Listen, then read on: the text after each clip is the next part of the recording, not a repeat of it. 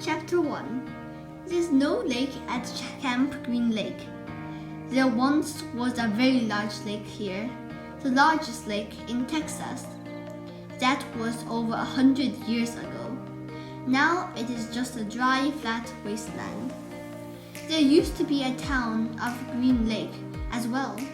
The town shriveled and dried up along with the lake, and the people who lived there.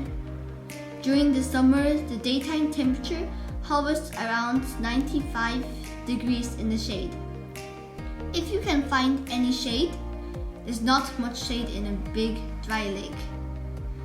The only trees are 2 old oaks on the eastern edge of the lake.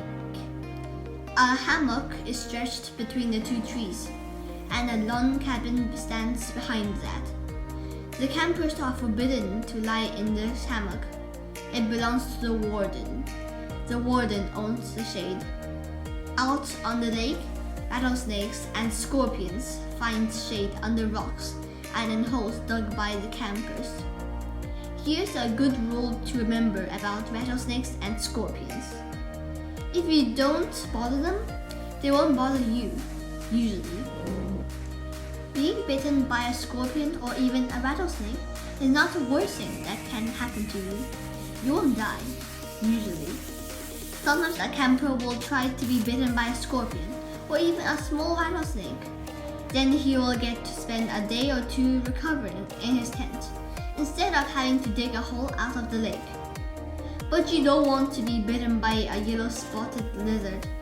That's the worst thing that can happen to you. You will die a slow and painful death, always.